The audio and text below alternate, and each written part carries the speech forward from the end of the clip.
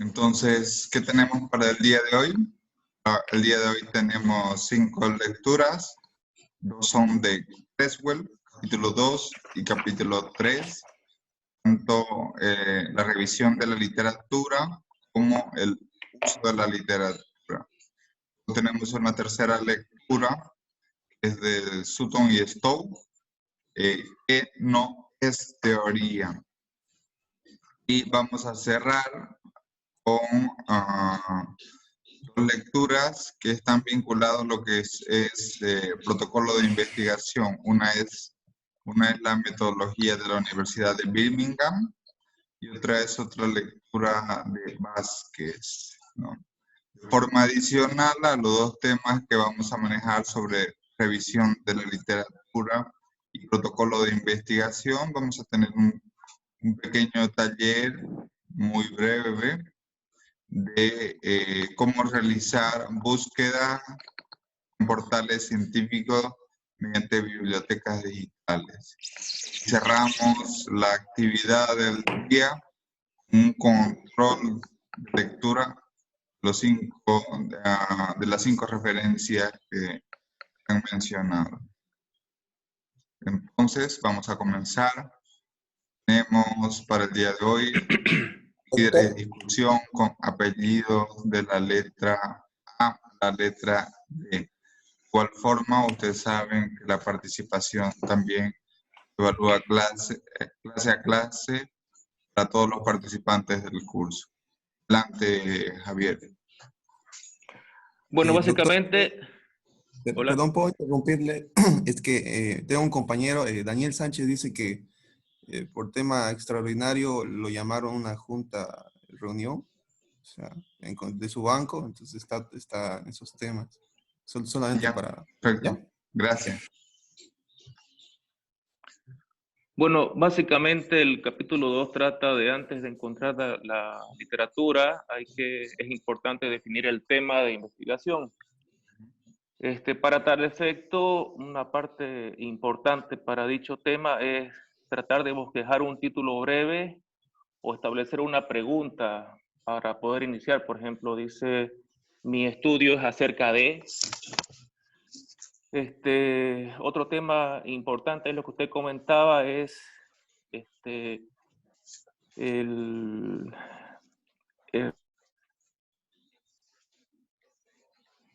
los participantes como de los recursos existentes.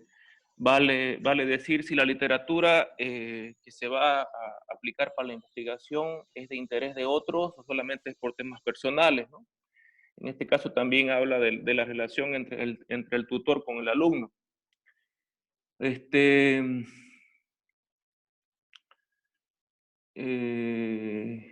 Otro tema aquí es que dice que los investigadores usan la literatura académica usando el estudio de otros, ya sean viendo resultados de estudios similares. Después, ¿qué más? Hacen un marco comparativo entre los resultados de los estudios que uno está pretendiendo investigar. Habla de diseños cuantitativos y métodos mixtos y la literatura que sirve para esos propósitos. Habla de una investigación cualitativa. La misma dice que es la que ayuda a justificar el problema de la investigación. Después, ¿qué más? Habla también de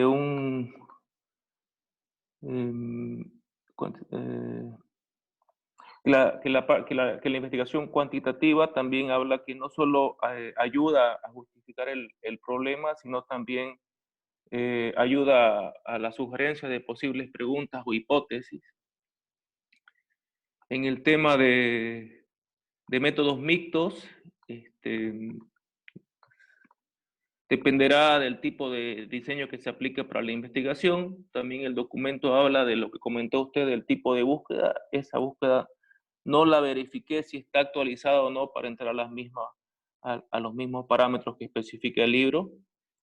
Simplemente las menciona cómo buscar. Después, en líneas generales, habla de agrupación de estos estudios en forma de mapas para la literatura. Después habla de la definición de términos clave para la investigación. Y finalmente habla de una estructuración total de los documentos que se pretende utilizar para dicho estudio. Eso es básicamente en líneas generales lo que abarca el capítulo 2. Si me equivoco, doctor, me ayuda, por favor. Muchísimas gracias, Javier. ¿Alguien de Doctor. sus compañeros que nos quieras? Sí, adelante, Orlando. Orlando. Sí, yo. Sí, Orlando, después Anita. Ya, aparte, habla, por ejemplo, de que la literatura también se la usa dependiendo, digamos, de si es un estudio teórico o un estudio, o sea, cualitativo o cuantitativo, digamos, ¿no? En el caso, digamos, de que sea cualitativo, el autor hace un resumen, digamos, de cuáles son los criterios de dónde debería ir la literatura, digamos, ¿no? Algunos, por ejemplo, lo usan en la parte de la introducción, otros lo usan en una parte separada, y otros lo usan al final, digamos, del estudio. Cada una de estas formas de usar la literatura tiene su, digamos, su pro y su contra, digamos, ¿no? Aparte, el autor, digamos, como mencionó Javier, recomienda él hacer, digamos, para buscar la literatura, dividirlos, digamos, como en un mapa, digamos, ¿no? Por ejemplo, si la tesis se trata o la investigación se trata de la demanda eléctrica, te estoy dando mi ejemplo, yo podría, digamos, hacer, digamos, empezar la investigación, yo la he dividido en 3 partes, digamos, ¿no? Por ejemplo, acerca de la demanda eléctrica, acerca del pronóstico y acerca digamos, de conocer a fondo la variable, digamos, ¿no? Las variables explicativas. La variable explicativa. Entonces, y dentro de la demanda eléctrica hay varias formas, digamos, ¿no?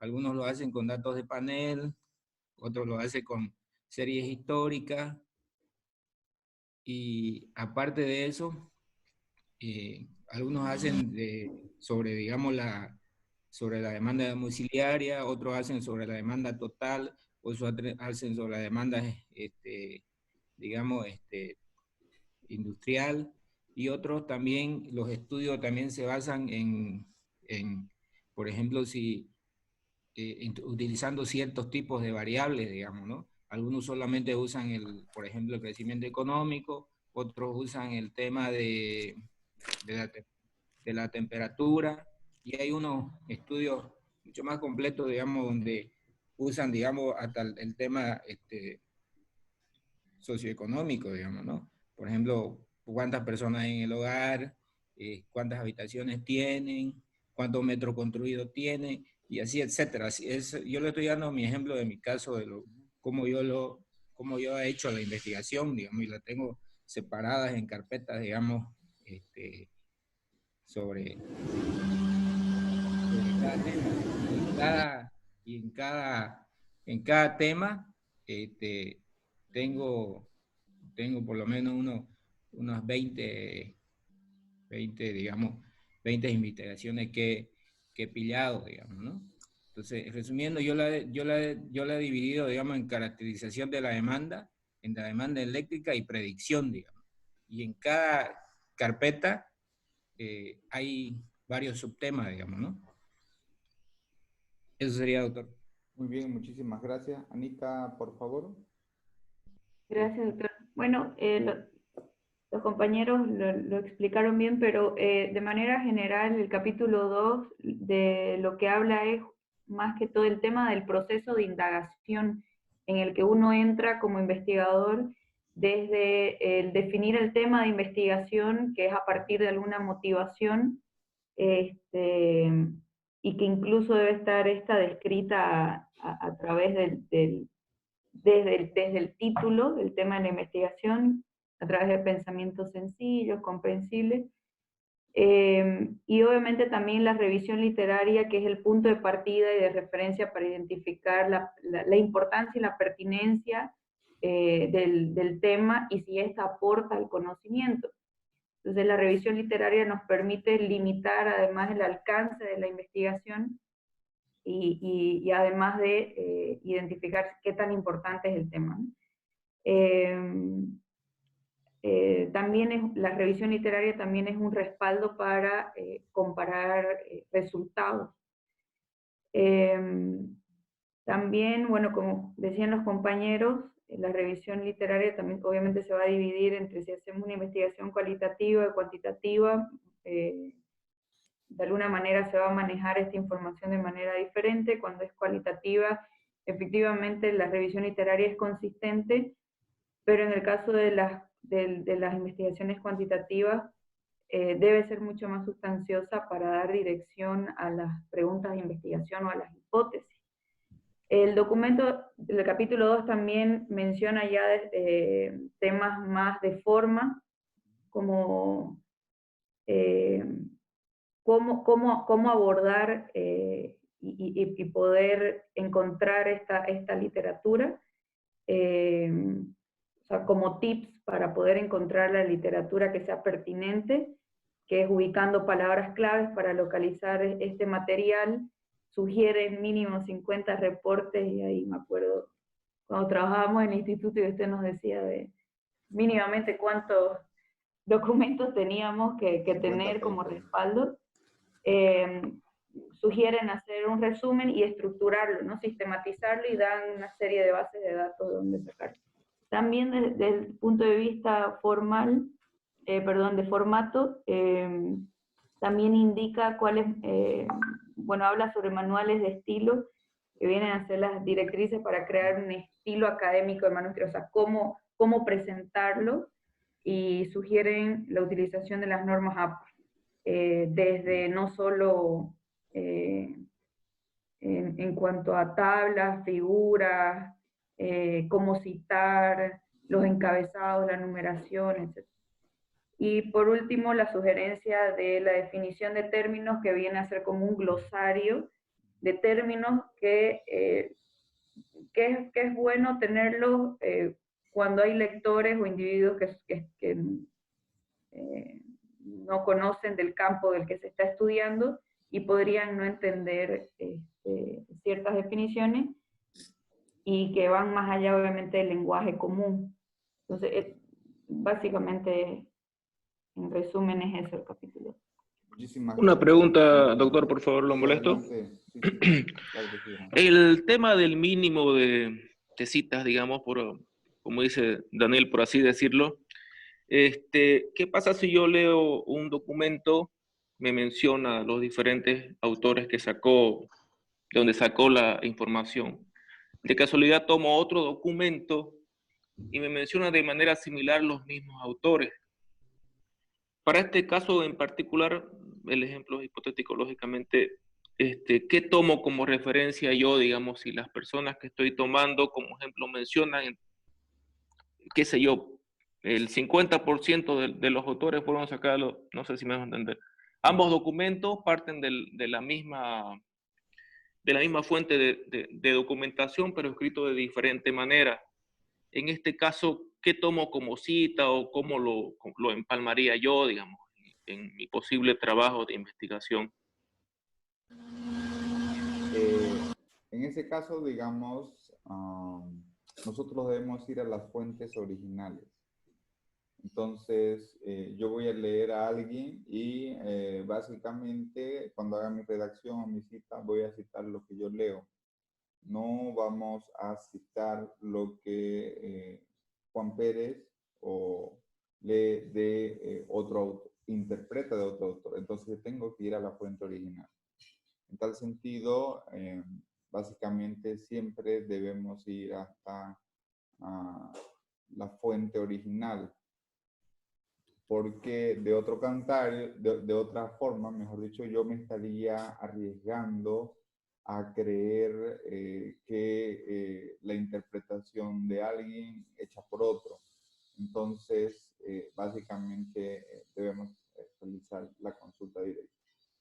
Y si yo lo cito, la otra forma no es nada estético en términos de estilo, es decir, citando a, no sé, Andrade y Colanzi, por ejemplo, quienes señalaron que Rojas y Saucedo dijeron esto. O sea, ahí debemos ir a Rojas y Saucedo.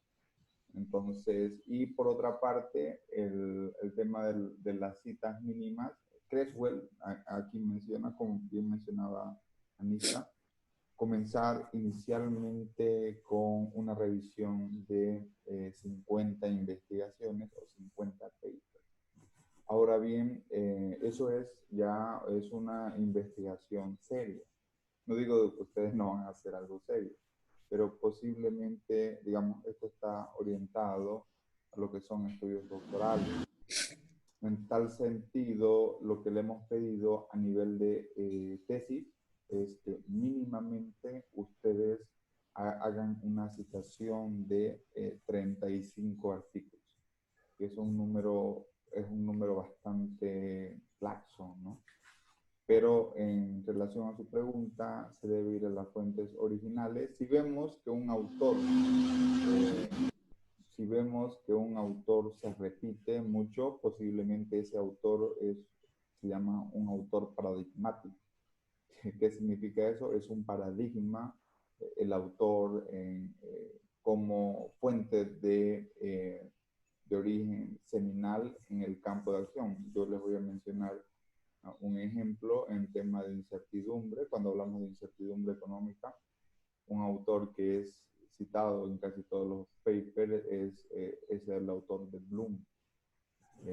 También, desde luego, siempre hay autores que en un área en particular son muy citados, ¿no?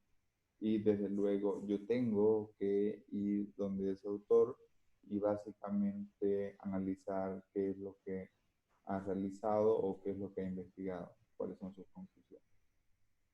Gracias, doctor, muy amable. Bien, ¿alguien más que nos quiera mencionar algún comentario de esta primera lectura? Doctor, Sí. complementar. Adelante. En la parte, por ejemplo, acotando solamente, ¿no? Porque ya mis compañeros abordaron la mayoría. Estaba pendiente el tema del método mixto, que entiendo que es una mezcla de lo que es la parte de investigación cualitativa y cuantitativa. Entonces, el texto o el capítulo habla un poco que se debería definir, por ejemplo, por el lado del cualitativo.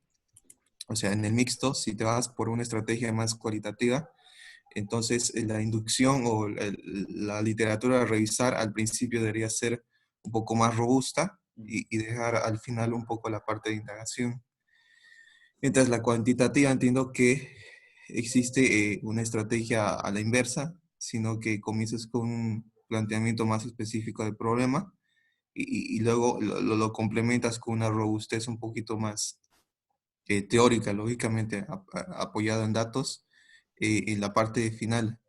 Después, en lo que respecta a la revisión de literatura, para mí es importante una cápita que ellos colocan en el texto, que es como una prioridad de selección de material literario, donde primero habla de irse a una búsqueda de términos claves, en tales como los puntos principales de tu tema, y a partir de esa síntesis o esa simplificación del concepto, del entendimiento de tu tema, deberías buscar resúmenes de literaturas y de enciclopedias o artículos, revistas bastante sencillos, simples, para enfocarte primeramente qué es lo que tu tema, después irte a revistas nacionales respetadas, después se sugiere irse a libros relacionados con el tema, pero ya investigaciones, monografías ya un poco más robustas, ya a nivel internacional, si quiere, o revistas académicas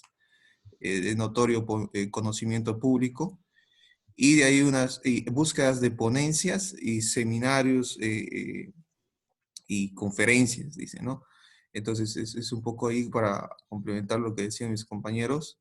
Y finalmente yo creo que, bueno, porque ya la mayoría ha dicho todo, pero creo que es importante mencionar el mapa de literatura de la investigación, que según lo expones como una especie de herramienta útil, donde partes desde, puede ser un flujograma o un diagrama de procesos, lo puedes expresar como un diagrama de jerarquía, un organigrama, ¿no es cierto? Pero, digamos, sea cual fuese tu método o estrategia de hacer este mapa, tienes que partir del cimiento, digamos, de las referencias o claves de tu tema, lo que has encontrado las revistas bases o tesis bases, y irte hasta lo más profundo que entendería, que serían los seminarios o ponencias en línea de lo mencionado anteriormente.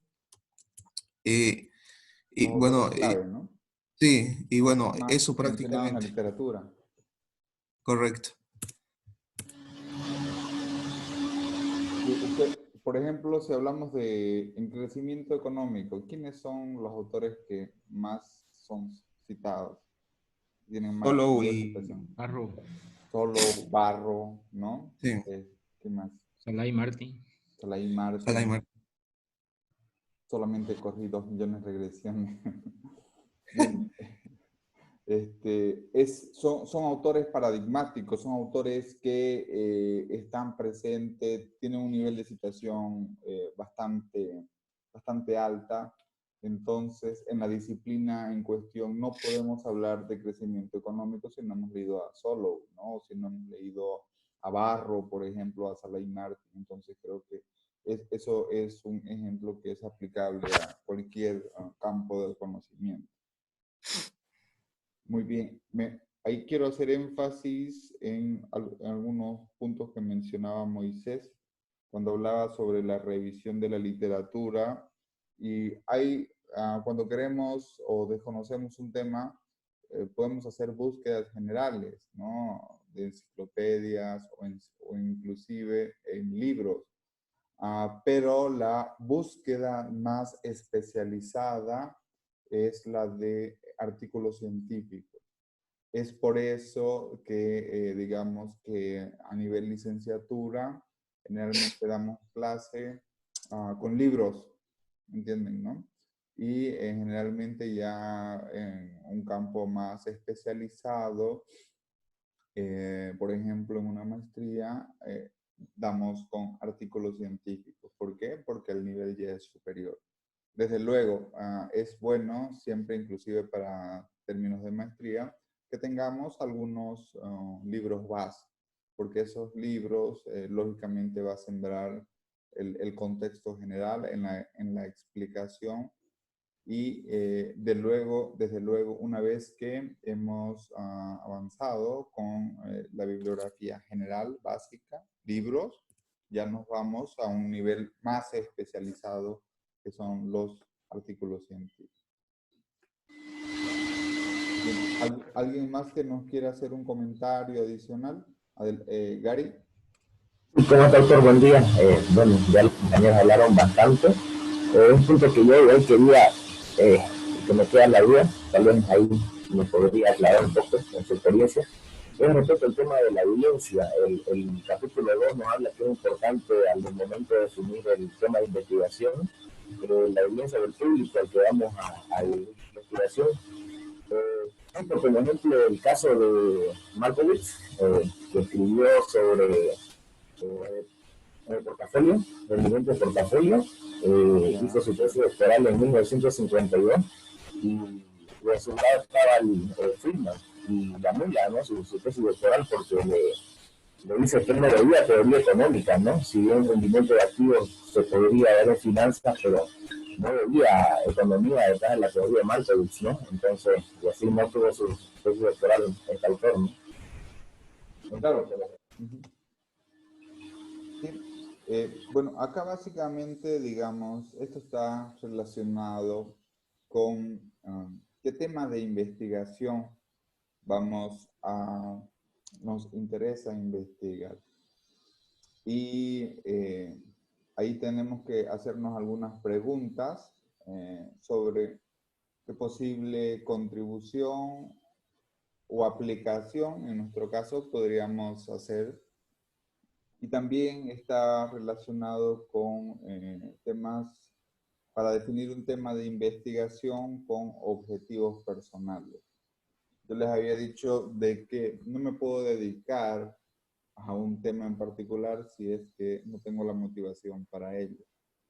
Acuérdense que dentro de los principios de la economía, los incentivos y los intereses también son una parte importante, ¿no?, de cómo los individuos toman decisiones. Entonces, yo les había mencionado también en la clase que vimos sobre la presentación del programa, antes de escribir, debemos hacernos algunas preguntas. Una de ellas es, ¿de qué están hablando los académicos? Cuando yo selecciono un tema en particular, tengo que ver afuera los especialistas, qué es lo que dicen del tema. Y sobre todo también debo ver de forma personal si acorde a mi experticia, acorde a las herramientas, conocimientos o habilidades que tenga, pueda también hacer un aporte. Entonces, eso es importante. Muchas gracias, Gary. ¿Alguien más que nos quiera hacer algún comentario? Yo quería hacer una consulta, profesor. Sí, En este momento, cuando nosotros estemos diseñando nuestra tesis, Roberto Carlos, sí. ¿no? Sí. En este momento, profe, cuando nosotros estemos haciendo el planteamiento de nuestro tema, ¿en qué tiempo se hace la redacción? Lo que pasa es que yo he visto documentos que hacen una redacción como si estuvieran explicando lo que se va a comprobar o lo que se va a desarrollar a futuro, y en otros documentos de tesis ya directamente se está hablando ya de resultados y se está hablando como si ya se haya hecho en el pasado, digamos, ¿no? ¿Cómo tendría que ser la redacción en nuestro tema de tesis en particular? Ese es un buen punto, porque ahí no hay, digamos que no hay no hay un acuerdo. Voy a utilizar un poco el argumentum. ¿Ustedes saben qué significa argumentum magister dicit? ¿Han escuchado alguna vez? No. ¿Argumento magister DC? Ajá. Dicit. No. Con X. Bueno, es un tipo de falacia que significa porque el maestro lo dijo. Este tipo de falacia se utiliza muchas veces para querer sostener algo con base en alguien que lo dijo y que supuestamente tiene credibilidad porque quien lo dijo es su maestro. ¿Me entiendes, no? Entonces, esta falacia se dijo básicamente por Sócrates, ¿no? Sócrates y Platón, ustedes saben, en la filosofía griega, pues eran dioses humanos. Entonces lo que decían ellos era prácticamente ley. Y resulta que en la Edad Media, Galileo Galilei y otros matemáticos, físicos y de la ciencia comenzaron a tumbar una serie de argumentos que decía Sócrates y que decía Platón. Entonces, y la gente decía, pero es que quien lo dijo fue Platón. No, pero el hecho de que lo haya sido Platón no significa que no sea falso. Entonces, de ahí viene el argumento. Bueno, yo les voy a decir, porque lo dijo mi asesora de tesis que tuve en el doctorado, ella me recomendó, por eso este es el argumento, porque el maestro lo dijo, ¿no? Me recomendó que toda mi tesis la escriba en tiempo presente. ¿Ok? Eso me lo recomendó. Lo que yo leí en metodología de investigación en otros autores es que lo que es el capítulo 3, que es metodología, y lo que es el capítulo 4, que es ya los resultados de la tesis, se escribe en tiempo pasado. obviamente, yo lo iba a escribir en tiempo pasado, pero había alguien que tenía poder y me hizo escribir mi tesis toda en tiempo presente. Seguramente tenía su justificativo, pero no sé si esa es la respuesta que usted quería escuchar. Sí, profesor. Sí. Perfecto, profe, gracias. Tenemos esas dos alternativas en tiempo presente, toda la tesis en tiempo presente. En esta tesis se encuentra que esta variable influye de forma negativa. Una vez que, obviamente, usted ha culminado toda su tesis, también puede escribirlo en tiempo pasado. En este documento se encontró que no se evidenció, ¿no? No se evidenció una curva de Kuznets para Bolivia. Algo así. Doctor, una consulta. Sí. Acá, como decía el material, el capítulo 2, también puedes acudir a seminarios. También, ¿no? Dentro de lo que son lo más especializado son las conferencias y seminarios. De hecho, por ejemplo, si ahorita, imagínense, decimos de que el nivel de artículos científicos es bastante especializado, pero hasta que existe una publicación toma un tiempo, hasta que se arbitre, se dictamine y por lo tanto se publique, hay otro tiempo, entonces hay un pequeño desfase. Sin embargo, muchas veces hay seminarios especializados, coloquios, y los académicos van y ahí ofrecen sus ideas o muestran sus avances de investigación, y a través de estos seminarios también se publican conferencias. Bueno, de hecho el término de paper significa una investigación que está en proceso, que aún no está publicada. Ahí salen papers. Ya una vez que el documento está publicado en una revista científica, ya se llama artículo. Esa es la diferencia entre paper y artículo, ¿no? En tal sentido, los seminarios especializados, desde luego académicos, son materia prima en bruto, digamos, donde podemos sacar ideas, donde vamos a ver lo más especializado, que está en avance. No significa que vamos a ir a robar ideas, pero posiblemente podamos tener otro panorama y un perfil sobre un tema en particular bastante fino. Entonces, en ese sentido, digamos, suponiendo yo voy, bueno, en este tiempo, ¿no? Webinars son, ¿no? No tanto conferencias personales. Entonces, yo debería citarlo bajo qué modelo, lo que dice APA, o sea, lo que no sé cómo. Sí, hay una sección que es de documentos, también está la sección de conferencias. Sí. Ok, gracias. Sí. Una Pero pregunta, está publicado, doctor. ¿no? Sí. Lo molesto para tenerlo claro. Asentando el tema de la pregunta anterior sobre el tiempo de la escritura, entonces, digamos, del capítulo 1 al 3 se debería escribir en tiempo presente y el capítulo 4 como final tiempo pasado. ¿Eso sería en palabras sencillas? El capítulo 1, que es de fundamentación teórica en tiempo presente. El capítulo 2, que es análisis de contexto en tiempo presente. El capítulo 3 y el capítulo 3 es metodología de investigación en tiempo pasado. Tuvimos una muestra de, no sé, 100 observaciones, un ejemplo, ¿no?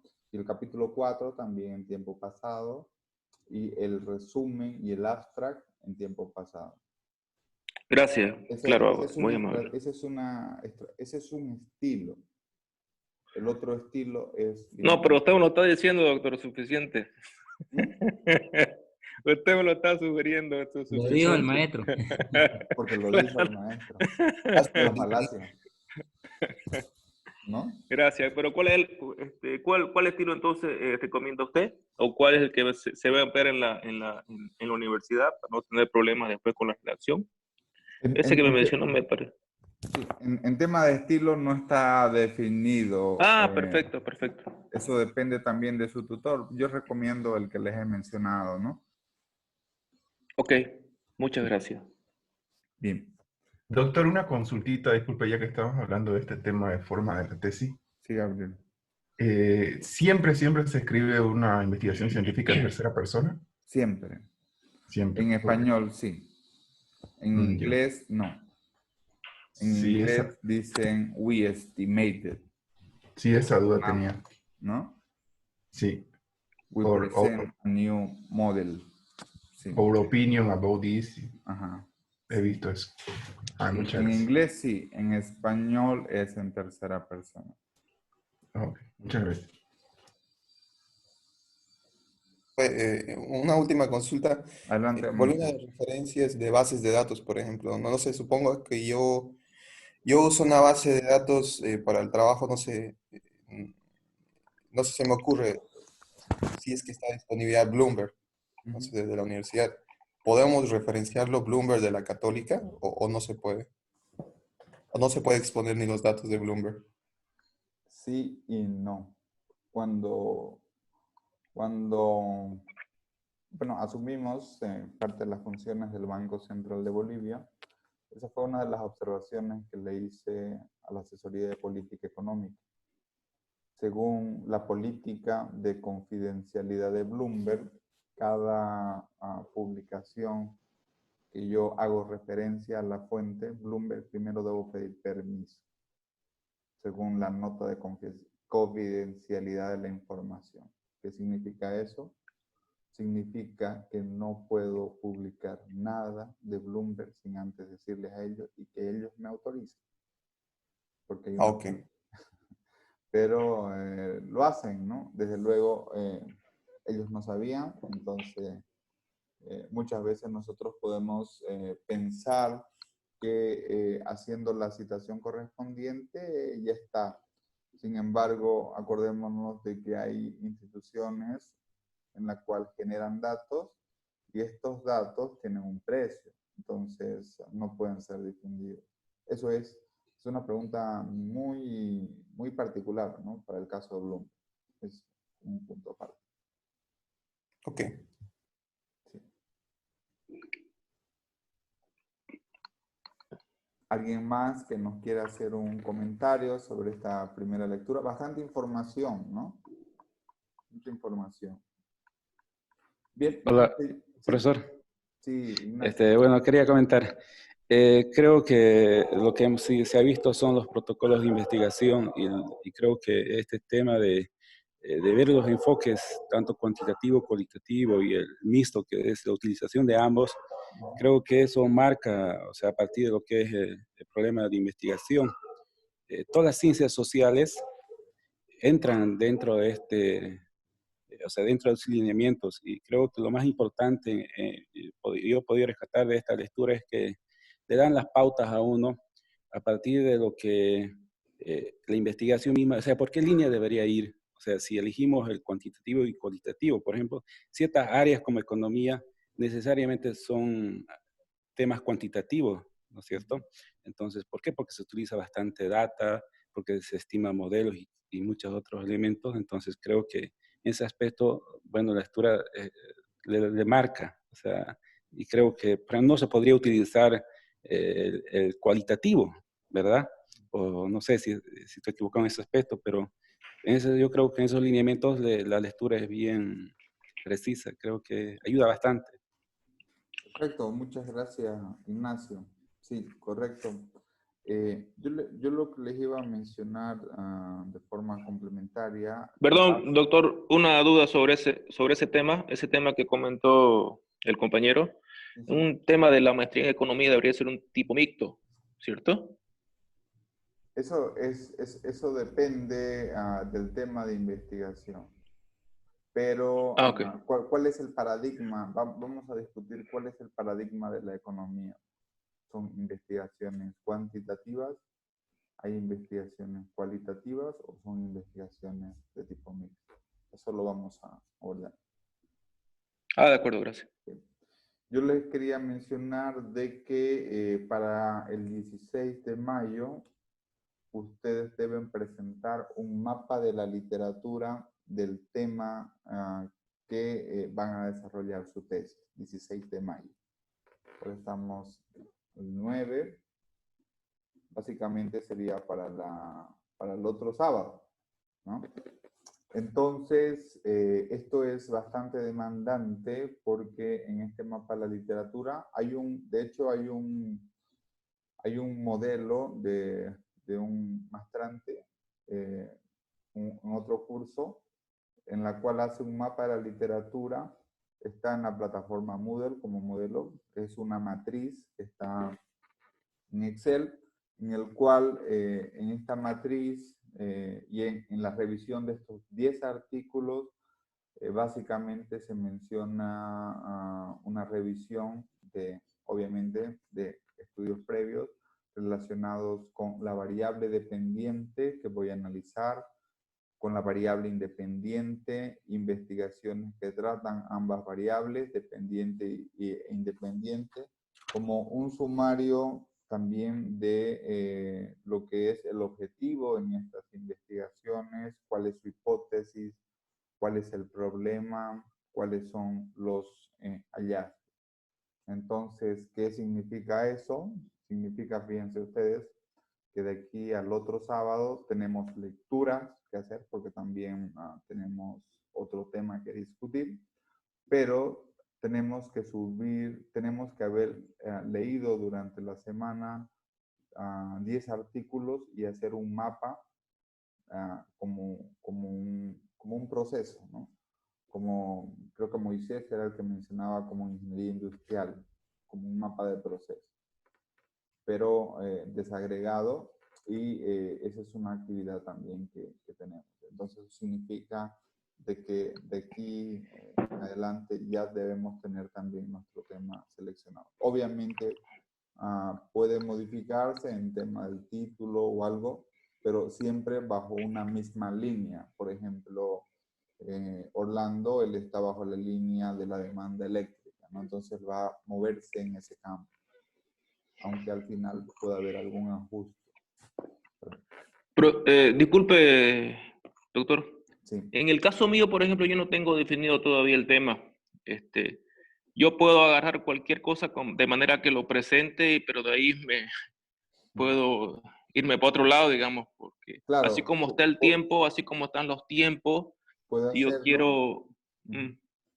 pero si yo, esperaríamos de que esté en un área, ¿no? Por ejemplo, no sé, no me haga caso, pero por ejemplo que sea crecimiento económico, un ejemplo. Ya. Y Okay. esté en esa área, perdón. Obviamente, no que sea de crecimiento económico, me voy a evaluación de impactos microeconómicos. Sí, entiendo la lógica ahora, cambio, sí. Está perfecto. Sí, no hay problema. Gracias. Bien, entonces, básicamente me parece que lo han mencionado, ha habido una muy buena comprensión y análisis, desglose de la literatura. Me quedo también con palabras claves. En esta sesión vamos a hacer un pequeño taller de búsqueda de artículos científicos, que es está dentro de los niveles de búsqueda más especializados para la revisión de la literatura. Y la revisión de la literatura funciona con palabras claves. Otro punto importante también que no lo menciona en esta primera lectura del capítulo 2 es lo que se llama estado del arte, o también llamado estado de la cuestión, que básicamente se refiere a dónde está el conocimiento actualmente. ¿Y eso qué implica? Implica de que debemos revisar es cierto, es importante revisar los documentos seminales. Los documentos seminales es quiénes son los abuelos de la teoría o los padres de una teoría. Y debemos ver qué es lo último que se sabe del tema. Y para hablar del estado de la cuestión o del estado del arte, debemos ver las publicaciones en los últimos 5 años, ¿no? Y en tal sentido también es importante que cuando terminemos nuestra tesis, esperemos que la termine, el objetivo es que ustedes la terminen este año, que en sus tesis ustedes tengan citas del 2020. ¿Me entienden, no? Porque eso dice mucho en la calidad de la investigación. Citas muy actualizadas, 2020. Entonces, es otro punto importante. Porque en la medida también de que las citas están actualizadas, eso es de que están en la frontera del conocimiento, en lo último que se sabe del tema.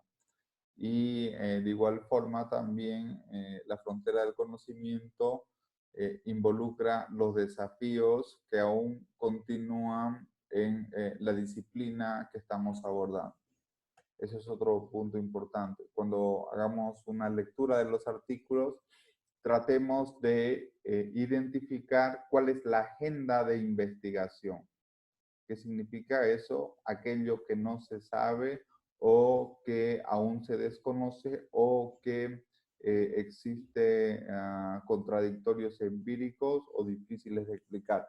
Porque a raíz de esa agenda de investigación es que nosotros podemos problematizar y por lo tanto ahí va a estar nuestro planteamiento de problema.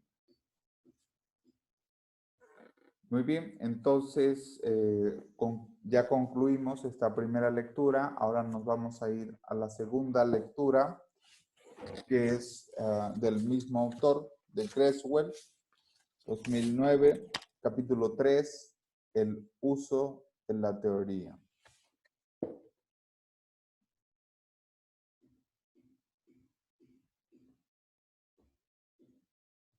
En este caso, ya tuvimos la participación de Javier. Muchas gracias, Javier.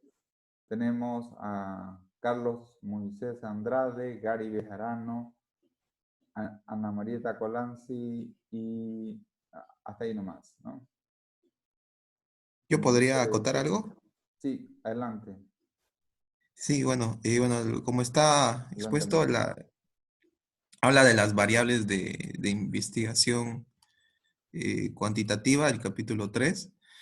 Primero habla de un marco referencial teórico que uno tiene que ir construyendo, ¿no? Y para eso se tienen que identificar las variables de tu estudio. Entonces, pues no sé, el autor coloca de un estudio social, coloca género, edad, estatus socioeconómico, pues todas estas variables tienen que estar previamente definidas en un marco referencial basado en diferentes autores y diferentes textos o artículos. También habla del orden temporal, ¿ya? Que significa cómo precede una variable a otra. Entonces, en ese marco temporal, de cierta forma, tú tienes que generar un marco referencial teórico sobre estas variables.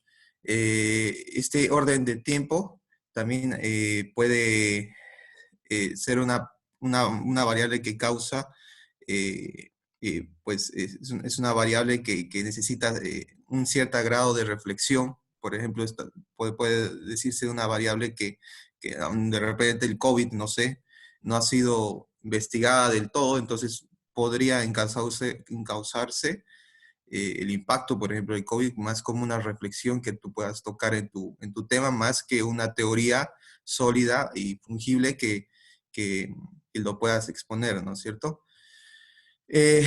Dentro de este orden temporal, dice que hay algo que se sugiere en el texto, que los investigadores cuantitativos piensan, que es proveer de una especie de un modelo visual de causa-efecto de izquierda a derecha, ¿no? O sea, un efecto causal de todas estas literaturas y las variables que abordas. Hablas de variable independiente, ¿ya?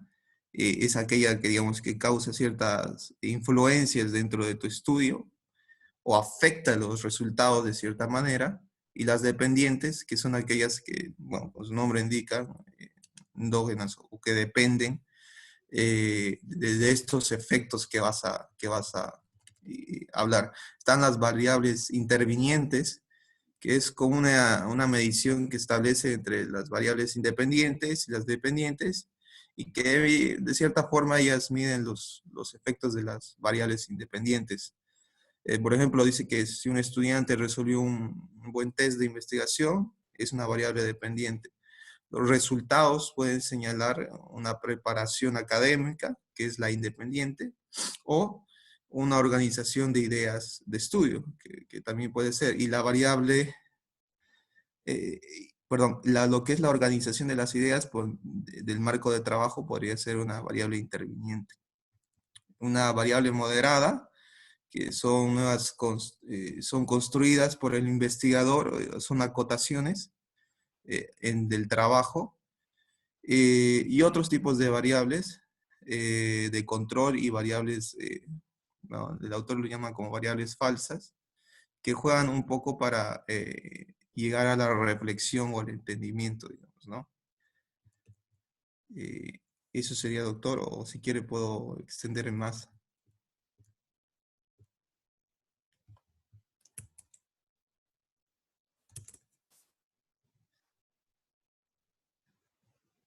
Seguí, Moisés, por favor. Bueno, luego habla de que una investigación cuantitativa... Perdón, adelante, estaba en silencio. Adelante, Moisés, por favor. Ya.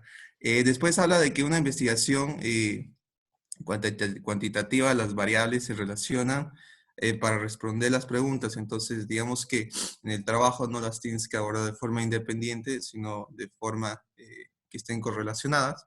Como decía, las dependientes que son causa-efecto de una independiente, entonces la tienes que abordar así en el trabajo. De modo tal que puedas responder la pregunta de investigación. Y por ejemplo, la influencia pues de los factores del COVID, que bueno, yo lo veo como un modelo más econométrico. Tienes tus variables dependientes y independientes, las que explican a la variable independiente de tu tesis, pues y al final a través de estas tú podrás resolver el planteamiento del problema. Luego habla de una definición de una teoría que tenemos que tener fundamentada la teoría base. O sea, pues no sé si es tipo de cambio real de equilibrio, irte a los principales precursores de la teoría base y en función a eso, aledañamente, pues ir tocando, digamos, como dijimos anteriormente, artículos más innovadores sobre esta teoría, pero siempre cimentado en una teoría base. En una investigación cuantitativa existen, por ejemplo, precedentes históricos, como decíamos, respetando el orden temporal. Y uno teoría la fecha, en un trabajo la fecha es algo primordial, pesa, es válida, entonces con lo cual, a la medida que nos vayamos extendiendo, usar literatura más actualizada, y eso prácticamente. Después, bueno, habla del uso de la teoría en conjunto, de la interrelación que tiene que haber en tu marco referencial o teórico, que tiene que estar estructurado dentro de las proposiciones de hipótesis, con lo cual, digamos, tus principales variables dependientes e independientes deben ser expuestas en el planteamiento de la hipótesis, y de esta forma se va a llegar a un entendimiento mejor porque lo vas a tener en el marco referencial y también en lo que es la hipótesis, sobre todo las variables dependientes e independientes. Bueno, ciertas sugerencias dicen, ¿no?, que se debería agregar síntesis y resúmenes bastante sencillos de entender, ¿no? Mientras menos compleja sea tu redacción sobre esta teoría o marco referencial, mucho mejor. y sobre todo explicar cómo es que puede influir una variable independiente sobre una variable dependiente. Y la idea es que tú puedas proporcionar en este marco la teoría de explicación cómo estas dependientes pueden afectar a independientes. Pues no sé, avalado en teoría macroeconómica, que siempre nos han dicho en econometría, tú tienes un modelo, pues no sé, el PIB, que está explicado por el consumo, el gasto público, entonces ahí avalas un poco la teoría y cómo incide el efecto.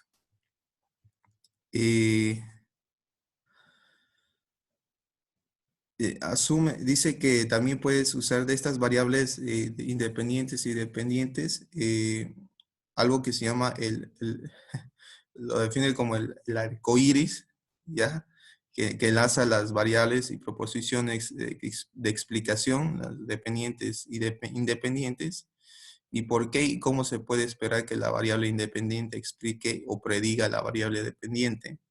¿No es cierto? Entonces, la idea es avalar o referenciar todo bajo teoría, me imagino económica, cómo incide, de qué forma incide estas variables. Eso sería, doctor, y terminando, digamos, mi acotación serían las formas de las teorías que el libro expone. Dice que algunas de estas, las hipótesis, que se formulan, puedes hacerlo en una categorización, que es de la más alto rango a la más altamente centralizada, la altamente centralizada, altamente observable, de alto rango el más altamente observable, el más altamente centralizado y el de más alta conformidad, y concluye con el de más alta conformidad y el más altamente observado. Perfecto, muchísimas gracias, Moisés. Gary, ¿quiere hacernos algún comentario? ¿O es la mano levantada la anterior vez? Sí, era las manos levantadas la anterior vez, doctor. Pero bueno, ya Moisés creo que nos dio un buen pantallazo. Bien. Bien identificado. Muchas gracias, Gary. Aquí una pregunta relevante en esta lectura es: ¿dónde va la literatura? ¿En qué sección o en qué parte de la investigación está?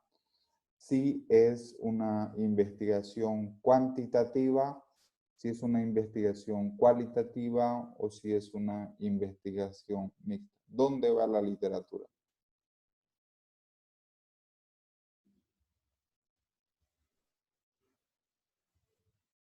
Va en el marco teórico, profesor. Sí, pero ¿en qué sección? Cuando es cuantitativa puede ir tanto en la introducción como en la sección de la revisión bibliográfica, o después de las hipótesis o de las preguntas de investigación, o el tip que dan ahí en el capítulo 3 es que de una manera separada, o sea, en un capítulo separado. Muy cuando bien. es cuantitativa. ¿Y cuando es cualitativa? ¿Al principio? Generalmente, cuando es cuantitativa, generalmente va al inicio. Cuando es cualitativa, generalmente va al final, o inclusive puede no existir. ¿Por qué? Porque el enfoque es interpretativo. En investigaciones cuantitativas, ¿qué es lo más importante en el uso de la teoría? Responder a dos preguntas. La primera pregunta es el por qué. ¿Por qué X influye sobre Y? ¿Cuál es la explicación? ¿Cuál es el orden causal? ¿No? ¿Qué variable va primero? ¿Qué variable va después? Eso lo mencionó muy bien Moisés. El segundo es cómo se da la causalidad. ¿Es positiva? ¿Es negativa? Cuando yo le decía en el orden secuencial, se refiere al mecanismo de transmisión, ¿no? Entonces, eso es desde el punto de vista cuantitativo. Desde el punto de vista cualitativo, sí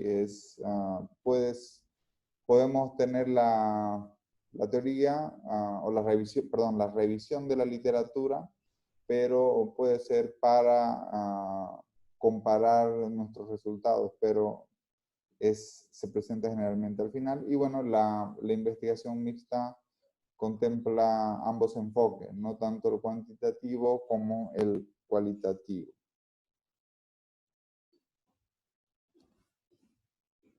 Bien. ¿Alguien más que nos quiera hacer algún comentario de esta segunda lectura?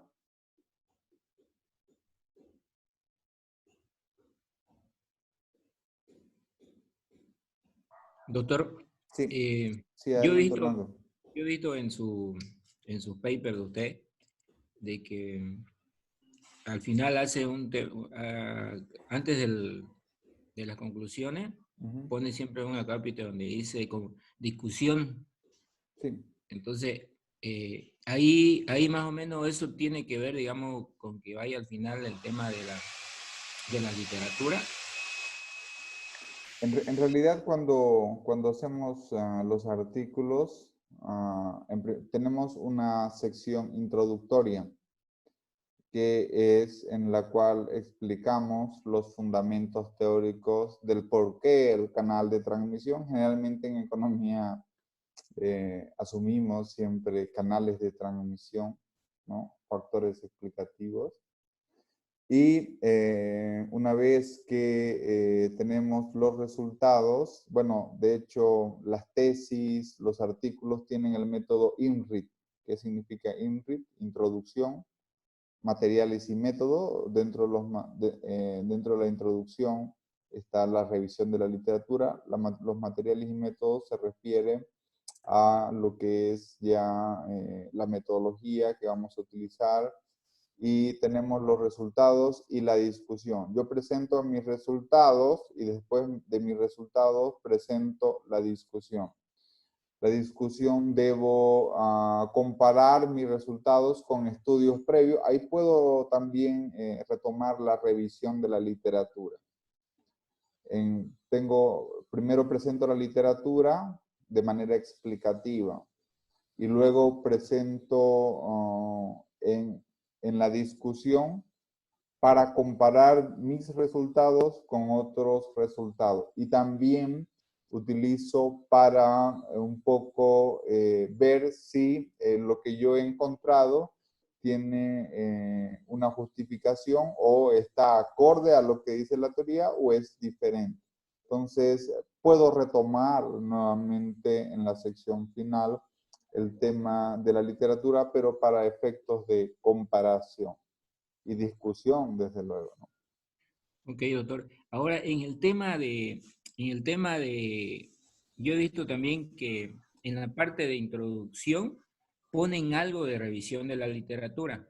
Se pone algo, pero no va todo, porque más adelante hay otro acápite donde dice revisión de la literatura. ¿Siempre es así? Sí. O sea, siempre tiene que ser así. Sí, porque en la introducción, de hecho en su protocolo de investigación, ustedes deben responder a 2 preguntas para problematizar. La primera pregunta es, ¿qué se sabe del tema? Y lógicamente para saber o para mencionar qué es lo que se sabe del tema, debo referenciar, ¿no? Y la segunda parte es qué no se sabe del tema, qué falta por explorar, cuál es la agenda de investigación en el campo de estudio, y esa es la problemática. Y eso yo no lo voy a hacer si es que no hago una revisión de la literatura. Entonces, eso va también en la introducción. Ok. Gracias, Orlando. Doctor, entonces para resumir, por ejemplo, en nuestro caso va a ser investigaciones más cuantitativas, entiendo, ¿no? Sí, correcto. Sería el caso, salvo de que no podemos decir todo va a ser cuantitativo, pero mayormente por las temáticas puede tener mayor orientación de tipo cuantitativa, ¿no? La otra pregunta, sí. Perdón, y con lo cual, digamos, el marco teórico o toda esta explicación teórica, si no entendí bien, va al principio entonces, mayormente. Sí. Gracias. Sí, correcto. Ahora... Pero es una consulta antes que avance. Quería consultarle cuando nos habla, ¿no es cierto?, de la revisión de los artículos, nos mencionó que generalmente para este caso va a ser 35 y sin embargo se hacen 50 para un caso doctoral, como usted mencionó. Sí. Estos artículos tienen que ser, o sea, con evidencia empírica o los otros artículos que son de revisión solamente de literatura. ¿Cuál es la que se toma en cuenta para hacer los trabajos de investigación? Tienen que ser, en primer lugar, artículos que tengan un proceso de arbitraje, ¿no? Publicados en una revista indexada. No importa si es un artículo de revisión teórica o si es un artículo empírico. De hecho, una de las principales recomendaciones es comenzar con un artículo de revisión teórica, porque ese artículo de revisión teórica puede abordar cómo se ha estudiado la disciplina o el problema desde un inicio hasta la actualidad, y les va a dar una luz inmensa de lo que es la evolución del campo de estudio. Yo puedo leer a un autor que ha abordado la problemática de una disciplina, como les digo, y posiblemente al leer a ese autor que es teórico, me ha ahorrado el tiempo de leerme 50 papers. Desde luego voy a seguir leyendo otros papers, pero solamente con un autor realmente que es un aborde de la revisión de la literatura, del estado del arte. Me da un panorama muy rico de lo que es la problemática y el campo de cuestión. Por lo tanto, de hecho, por ahí deberíamos comenzar, ¿no? Por la revisión de artículos que aborden el estado del arte o el estado de la cuestión del tema que estamos investigando. Doctor, Gracias, profesor. Doctor, perdón, sobre ese tema de buscar artículos en revistas que sean de prestigio, yo he visto, digamos, pero son pagadas la mayoría. Por ejemplo, en las que están en inglés, la revista, he querido bajar algunos artículos y me pide que meta mi tarjeta y todo eso, ¿no? Que, o sea, los venden los artículos en la mayoría de los casos. Así es. Bueno, ahí hay una pregunta. ¿Las ideas son públicas o son privadas? ¿Se acuerdan la definición del bien público, no? ¿Qué es el bien público? El bien público tiene dos condiciones: no exclusión, no rivalidad. Cuando queremos acceder a la educación, sí puede ser que no existe exclusión, es decir, que todos podamos acceder a la educación, pero para ello debemos pagar. Entonces, las ideas, desde el punto de vista de artículos que son publicados en ciertas revistas y que exigen un pago, digamos que ahí tienen ahí, son incluyentes. Pero no se preocupe, en la clase de hoy usted va a poder abrir todo. Ah, ok, gracias. ¿Cómo ve? Excelente, excelente. Entonces vamos a hacer un tipo de, bueno, no puedo decirlo porque lo estoy grabando, pero ya saben que. Ok. Bien. Entonces, ¿hay algún comentario adicional que se quiera hacer sobre esta segunda lectura? Solamente para terminar y haciendo énfasis en lo que son investigaciones cuantitativas, recordemos la importancia de lo que son las variables en el tema que vamos a investigar.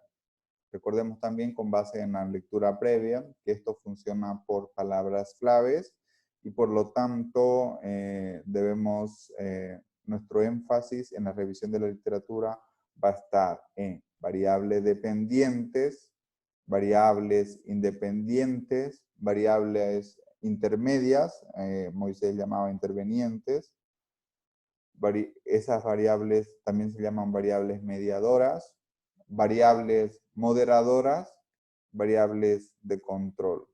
¿Okay? Entonces, todas estas variables son las en las cuales vamos a comenzar a explorar y ver las relaciones que tienen con la variable dependiente en cuestión. Eso desde el punto de vista y énfasis en investigaciones cuantitativas. Muy bien, entonces de esta forma hemos terminado nuestra segunda lectura. Ahora vamos a ir a la tercera lectura y terminando la tercera lectura vamos a realizar un pequeño descanso. La lectura que vamos a ver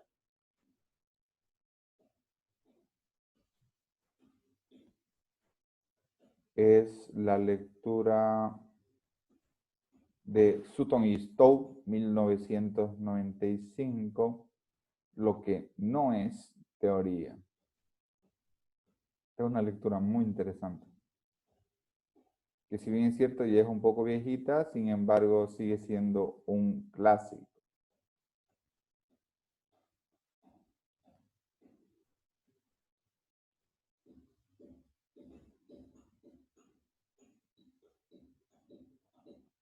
Muy bien, Moisés.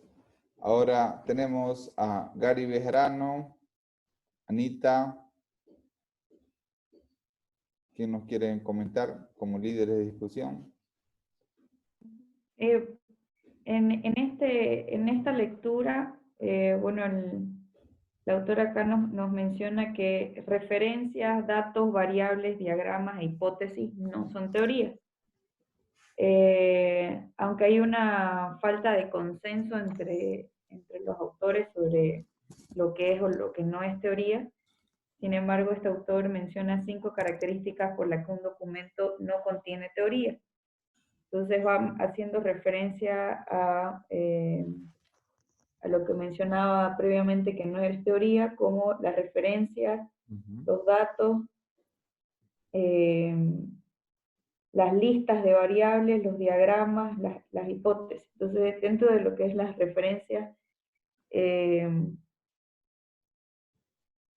referencias preparan el escenario para nuevos argumentos conceptuales y contribuciones.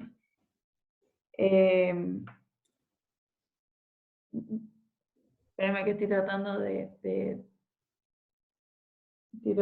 recordarme bien y de organizar las ideas. Sí, adelante, Anita. No hay problema.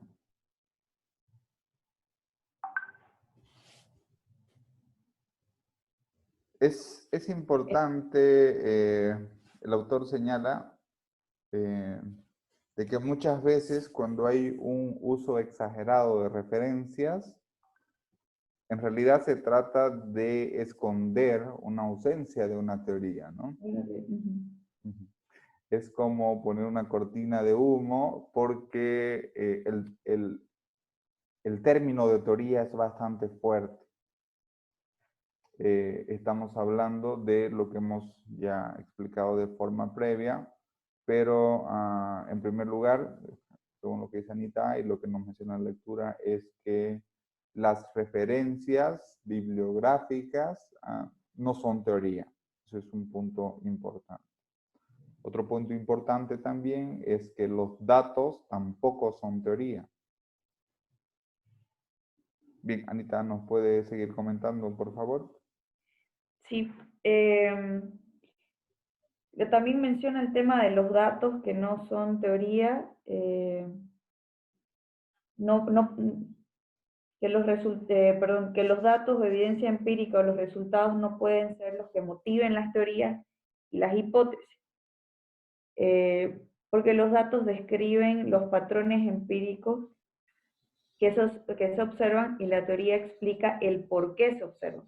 Eso es lo más importante, es el por qué, ¿no? Sí, exactamente. El por qué se observan o por qué se debe esperar, o qué se debe esperar, o qué se debe observar, o qué se espera observar. También habla de las listas de variables o constructos, creo que le llaman a las variables. No, esas son las hipótesis.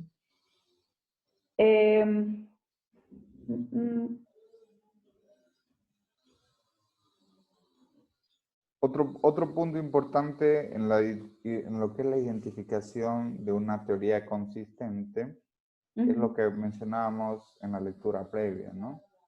¿Cuál es el mecanismo causal?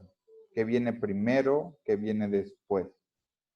¿Cuáles son los argumentos e implicaciones que no pueden ser observados a simple vista? O, en otras palabras, que no lo podemos explicar desde un sentido común. Eso es una teoría consistente. Explicación de canales de transmisión.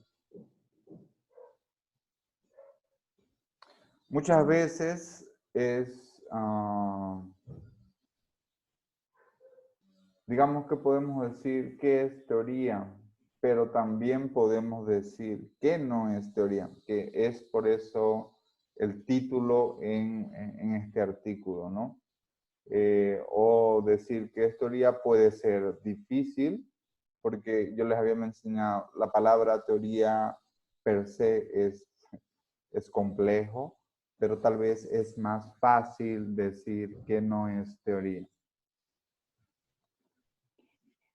Sí, justamente por eso mencionaba que hay una falta de consenso en cuanto a lo que es teoría, por lo tanto es más fácil identificar lo que no es justamente teoría.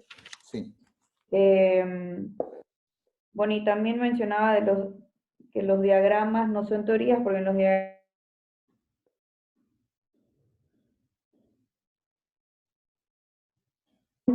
son como accesorios, pero no terminan de explicar el por qué, porque justamente la teoría lo que trata es, es de explicar el por qué, es una lógica, la lógica causal subyacente que hay. Entonces, también habla de que las hipótesis no son teorías, porque no contienen argumentos lógicos. Sobre por qué se espera o ocurren las relaciones empíricas que han sido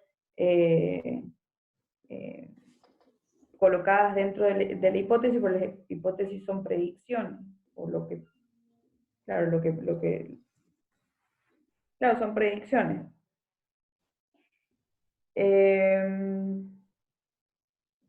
Eso es lo que tengo por el momento, doctor. Muy bien, Anita, muchísimas gracias. Pedimos también si alguno de sus compañeros nos quiere hacer algún comentario al respecto. Un poco, doctor, el autor también nos habla sobre las críticas a estas casas que publican, ¿no? Los papers, los documentos de investigación, donde parece que hay un relajamiento sobre el tema de teorías y más se están abocando en evaluar básicamente métodos, ¿no? Y solicita que haya un reequilibrio de este proceso de selección. No sé si es tal vez, ahora así o ya ha cambiado esto respecto a los procesos de selección. Sí, efectivamente. Básicamente, y esto también lo señala el autor, pese a que esto fue en 1995, sin embargo, todavía vemos de que, especialmente en investigaciones cuantitativas, se da más énfasis al lado empírico, sin embargo, necesita de fundamentos teóricos, ¿no? Por lo tanto, en investigaciones que son de tipo empírica, muchas veces hay inclusive hasta modelos, hasta investigaciones que son ateóricas. Simplemente lo que importa es la propia dinámica y la relación empírica entre las variables, pero no hay una ausencia de cuál es el mecanismo de explicación y relaciones entre estas variables, hablando de la economía. Y puntualmente también, eso se llaman modelos ateóricos, ¿no? Y en el caso de las investigaciones cualitativas, lo que hace falta es más énfasis empírico, como se basa en un enfoque interpretativo y con una lógica inductiva, entonces funciona en sentido contrario que en el tipo de investigaciones cuantitativas. Por lo tanto, ahí hay que buscar un equilibrio entre lo que son los datos o la parte empírica y la teoría. Básicamente, en investigaciones cuantitativas existe ese desafío.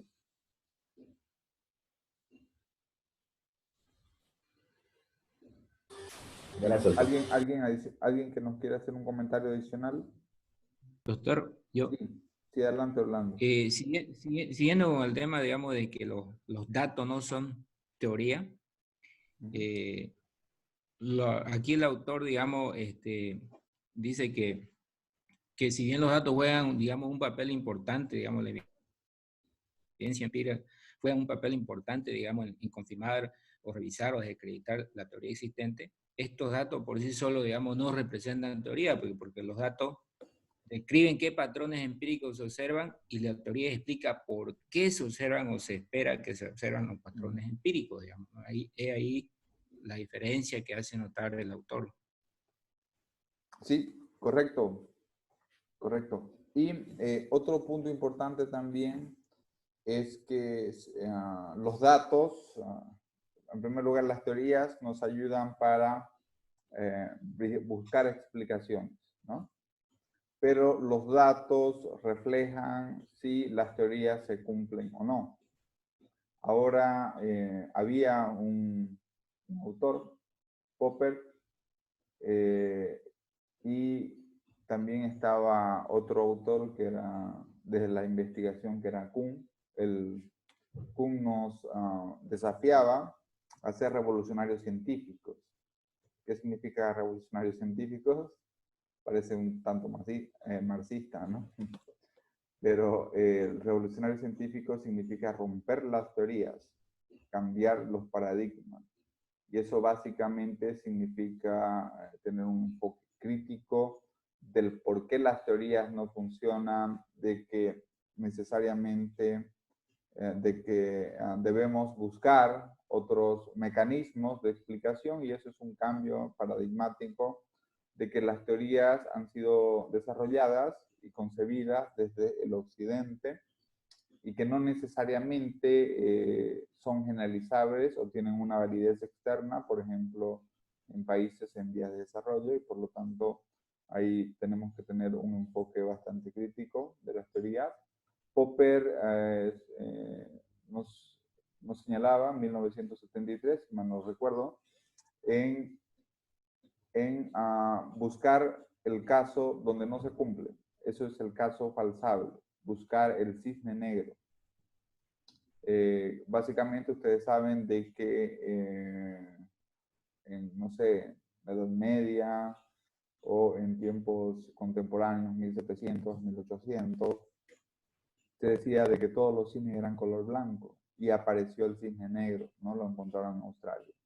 Y por lo tanto ahí se tumbó un mito. Entonces, básicamente la evidencia empírica también nos permite tumbar mitos, pero los datos utilizamos para corroborar si desde el punto de vista empírico o en la realidad, mejor dicho, se cumplen las explicaciones que nos da la teoría. Entonces ahí siempre debemos, como un axioma filosófico, no es que seamos positivistas, pero debemos explorar la realidad. Realmente las teorías permiten explorar la realidad y también a partir de este elemento podamos hacer contribuciones en el campo de la investigación. Una pregunta, doctor. Sí, adelante. Sí, lo molesto. Se me vino a la mente, no sé si fue en su clase o en la clase del doctor Walter, que un alumno de la Facultad de la Gabriel, si mal no recuerdo era financiero, presentó una tesis cuyas teorías fue en cierta manera criticada creo que por usted también y por Walter. Era un joven que estudiaba sociología, si mal no recuerdo. ¿Usted se recuerda? ¿Si fue con usted o no? No fue conmigo.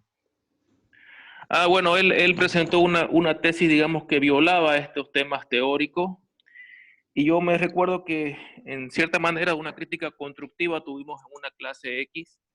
Entonces la pregunta es, ¿quién se arriesgaría a hacer un modelo o una tesis que no cumpla con ciertas teorías si ya sabemos que hay un muro por detrás, por ejemplo, para poder probar algo ya que está probado hace muchos años, por así decirlo? Entonces, es un tema complicado desde mi punto de vista, querer probar otros temas no probados. No sé si alguien del curso se acuerda de esa persona Sí, que yo me hizo acuerdo. Yo también, se llamaba Ricardo el muchacho, y lo que hacía era proponer un modelo alternativo a la determinación del costo de capital o costo de oportunidad. Alternativo hablo al modelo KPM. Sí, en relación con ese Entonces no punto, estoy tan loco, yo me acordaba de algo. sí, en relación con ese punto, es cierto, podemos ser revolucionarios científicos, sin embargo, para ser revolucionario científico, ello involucra un montón de cosas, ¿no? De financiamiento, de dedicación, y que yo me meta de plano en lo que es la investigación. Le voy a citar una frase de Sherlock Holmes, cuando él señala de que para poder corroborar o no datos. ¿Han escuchado de Sherlock Holmes, no? ¿O han leído? ¿O han visto la película? Película, claro, doctor. Dicen, ¿En inglés? dice datos. Con subtítulos. Sí, necesitamos una buena cantidad de datos, porque si tenemos pocos datos, lo que va a suceder es que vamos a comenzar a atar los hechos, pero pueden ser erróneamente, y de tal forma, con poca cantidad de información, lo que va a suceder es que nuestros datos van a rechazar las teorías en vez de que las teorías rechacen a los datos. Por lo tanto, vamos a estar en sentido contrario. Entonces, en ese sentido, hay que tener cuidado cuando yo encuentro algo que es diferente de la teoría. ¿Por qué?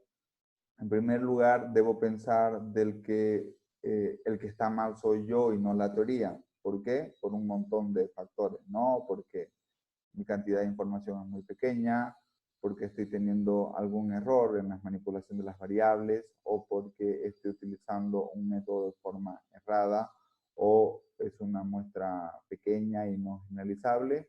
Entonces, sí es bastante desafiante. Desde luego, ahí tendría que ver dos temas que son validez interna y validez externa. La validez interna es precisamente si lo que lo estoy midiendo lo hago de forma correcta, y la validez externa es el grado de la generalización. Eso significa de que puede ser que un problema sea particular, pero no necesariamente generalizable. Entonces es complejo hacer, bueno, de hecho de eso se tratan los estudios doctorales, ¿no? Los estudios doctorales se trata de hacer una pequeña contribución al conocimiento, algo que no se sabía antes. Y desde luego eso involucra una investigación de 3 o 4 años. Y esta contribución al conocimiento puede ser muy pequeña, pero debe ser ya una contribución.